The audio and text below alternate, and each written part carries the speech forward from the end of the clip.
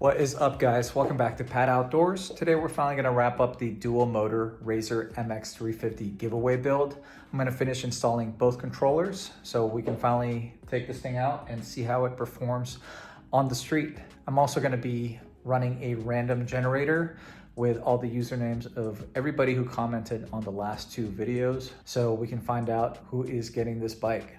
So here's where we currently sit with the MX350. Everything's pretty much wrapped up except for wiring up the controllers since I didn't have the connector here for the battery. And we also got to figure out how to wire them backwards since these Kugo M4 Pro hub motors are supposed to spin this way. So we're going to wire them up to go backwards.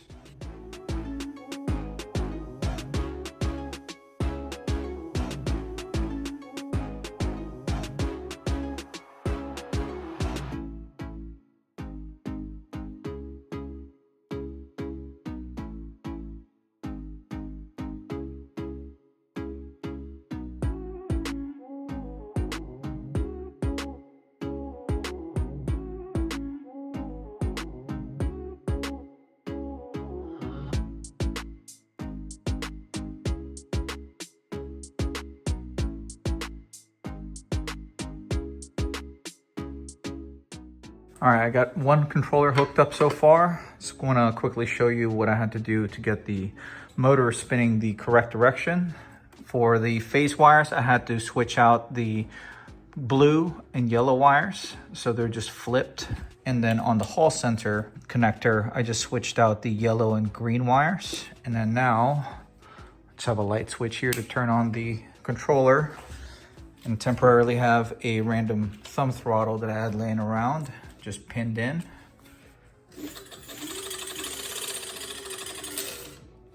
It's spinning the right direction.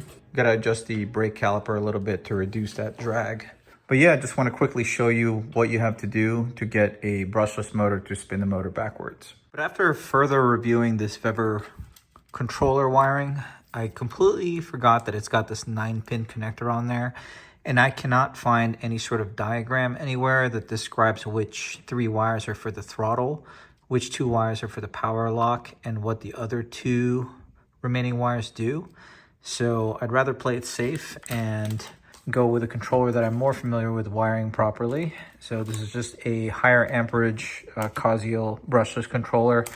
It's a little bigger than that for sure, but it should still fit within the frame and put out a little bit more power than this one. I think this is a 45 amp controller. These 3 wires are just the phase wires, power, ground, power signal, hall sensor connector, and the standard 3-pin connector for the throttle. So it wires up almost exactly the same as the Kunray controller. Since they're gonna be sharing signal wires, I'd rather just go with this one.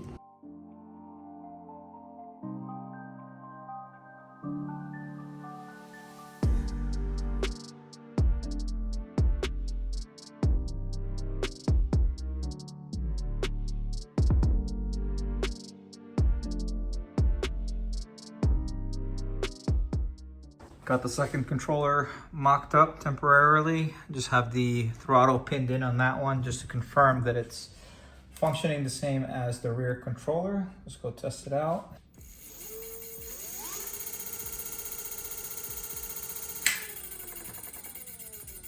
All right, let's finish wiring everything up.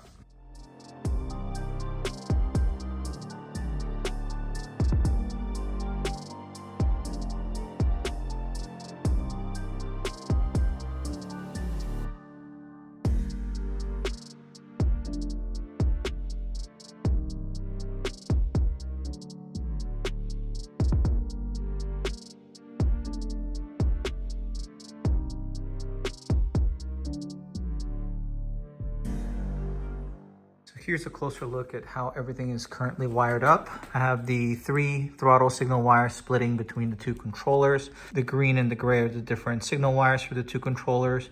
And they're sharing the same ground and sharing the same power source. And then the same thing for the power source. Here's the XT90 cable. And then I've got a distribution block splitting between the 2 controllers. I also split the signal wire for the on-off switch for both controllers. So there it is, guys. front and rear wheels, fully functional, and then two separate brushless controllers sharing the same signal from the same thumb throttle.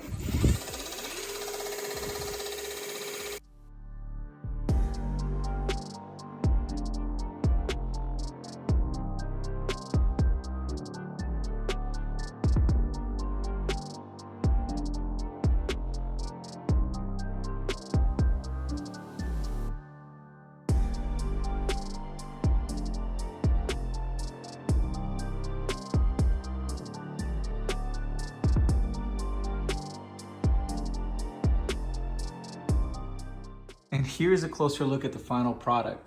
I wasn't planning on throwing on a headlight on there, but I had a LED headlight laying around from one of my previous projects, so why not? But all the wiring actually tucked pretty nicely under the plastics. I just have the XT60 charge port sticking out on the left side. Everything is hidden on the right side.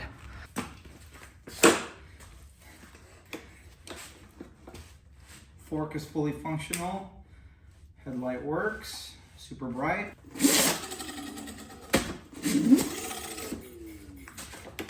Front and rear motors work. Man, I forgot how small an MX350 is. My knees actually come pretty close to the handlebar. So hopefully whoever gets this is under 5'9". It's gotten pretty dark outside. It's 6:37 p.m., but I'm anxious to see how this thing performs, so we're gonna take it out anyway. Just going to be using a GPS app on my phone just to get an idea what the top speed is. I'm suspecting that it's going to be around the high 20s, just from my previous experience with these hub motors. Still got some boxes from Electro & Co. that we need to open up, but got to finish one project at a time.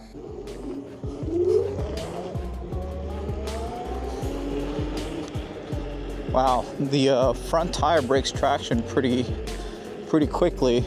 All right, this is definitely going to be the smallest bike I've ever taken out on a main road before.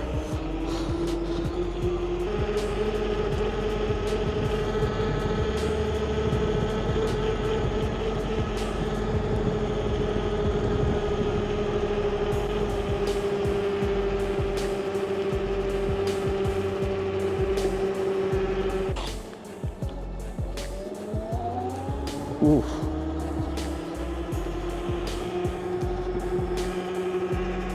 The headlight's pretty freaking sweet. I'm glad I added that on.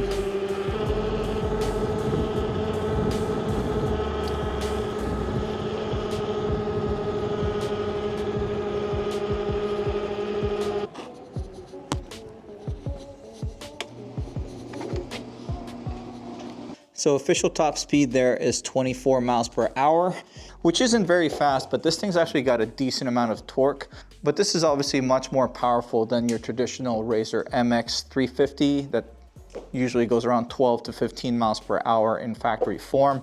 And it's also gonna have a lot more range since it's got this 48 volt, 20 amp hour lithium battery pack on it.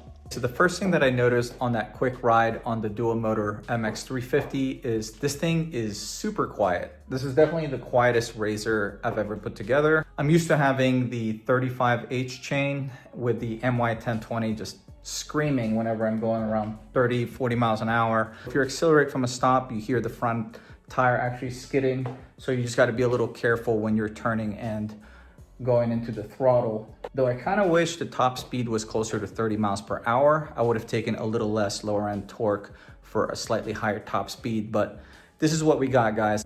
A good upgrade for this bike for the new owner to consider in the future would definitely be a set of programmable controllers, since we currently just have a set of generic brushless controllers in there, since that's what I have laying around just to get the bike working. But a set of programmable controllers, something like a far driver, where you'd be able to do some fine adjustments to the tune to get more power and speed out of these motors, would definitely be a good consideration in the future. It's also the first MX350 that I've seen that has front and rear disc brakes, so it's got plenty of braking power. Having that front fork on there along with the cushier seat definitely makes it a lot more comfortable. It also raised the overall seat height about 3 inches from a standard MX350, but I really hope whoever this bike goes to is less than 5'8", 5'9". Otherwise, your knees might be a little tight on the handlebars. But let's go input all the usernames from my last 2 videos into a random generator and see who won this bike.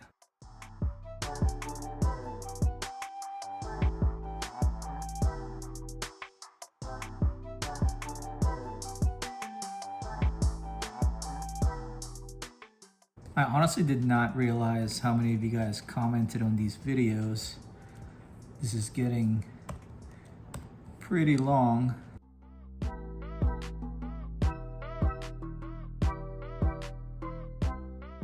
Congratulations, FTL Christian. Make sure you guys congratulate and tag him in the comments so he gets a notification that he won this bike, so that I can start making arrangements for shipping, or I might even hand deliver it myself if he's in the East Coast. But if you guys enjoyed today's video, do me a favor and hit that like button. If you like this kind of content, want to keep up with some of my builds, some of my projects, consider subscribing to this channel. But this is going to be it for today. Thank you for watching.